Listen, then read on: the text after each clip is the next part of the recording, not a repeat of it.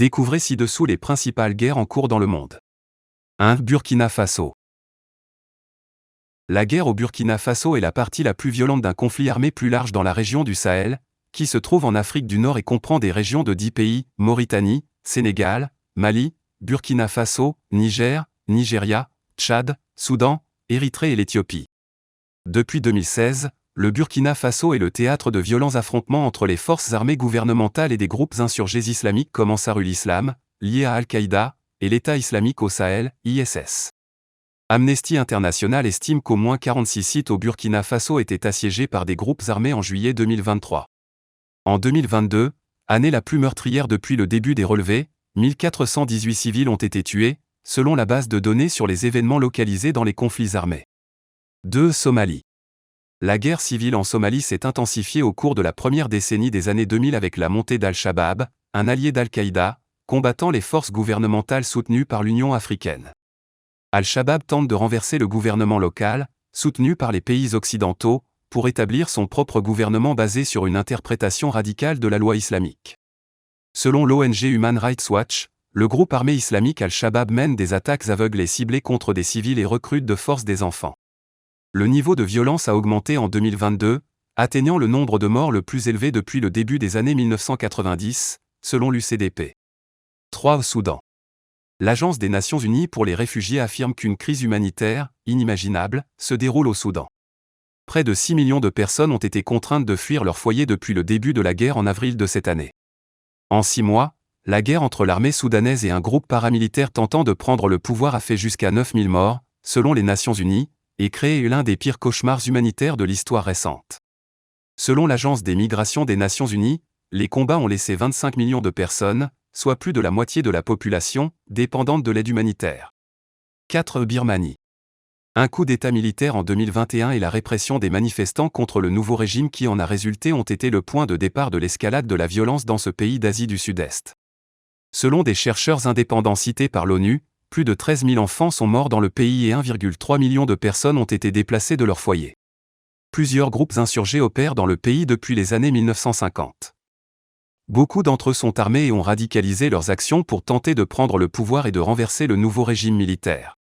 5. Russie-Ukraine. En février 2022, la Russie a lancé une invasion à grande échelle de l'Ukraine, provoquant un nouvel afflux de millions de réfugiés et des dizaines de milliers de morts civiles et militaires.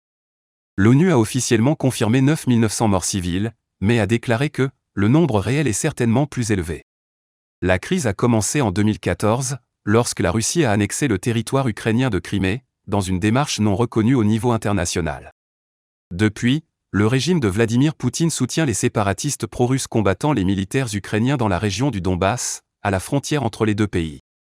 Début novembre 2023, l'Ukraine a signalé que près de 120 zones avaient été bombardées au cours des 24 heures précédentes, ce qui constitue l'attaque la plus importante depuis le début de l'année. La Russie contrôle actuellement environ 17,5% du territoire ukrainien internationalement reconnu. 6. Israël-Gaza. Le groupe palestinien Hamas, qui contrôle la bande de Gaza, a lancé le 7 octobre une attaque surprise contre Israël, tuant plus de 1400 personnes et capturant plus de 200 personnes en otage. Israël a répondu par une intense offensive militaire qui a tué plus de 10 000 personnes, dont 40% d'enfants, selon le ministère de la Santé de Gaza, dirigé par le Hamas. L'ONU accuse Israël de commettre des crimes de guerre en appliquant des punitions collectives aux habitants de la bande de Gaza. Israël prétend avoir le droit de se défendre et cherche à détruire le groupe palestinien Hamas. Il a également affirmé que le Hamas avait commis des crimes de guerre en attaquant Israël et en prenant des civils en otage. 7. Nigeria et Syrie. Différents conflits internes dans ces deux pays sont sur le point d'atteindre respectivement la barre des 1000 morts au combat, ce qui les classe comme guerre, selon les données préliminaires de l'Uppsala Conflict Data Programme, UCDP. Les deux pays se situent jusqu'à présent un peu en dessous de cette marque dans les données préliminaires et seront très probablement inclus dans la liste finale des guerres, a déclaré Thérèse Peterson, coordinatrice du programme, à BBC News Brazil. Il y a aussi d'autres conflits qui pourraient finir par être qualifiés de guerre en fonction de ce qui se passera dans les mois à venir, comme au Pakistan. Le Nigeria est le théâtre de violence de la part de groupes organisés depuis son indépendance en 1960. L'accent est actuellement mis sur les combats entre les forces gouvernementales et les groupes islamiques radicaux dans différents États cherchant à contrôler les territoires. La guerre civile en Syrie, qui a débuté lors des manifestations contre le gouvernement du président Bachar al-Assad en mars 2011, implique des groupes rebelles et de grandes puissances étrangères telles que la Russie, la Turquie, le Qatar, l'Arabie Saoudite et les États-Unis. 8. Yémen.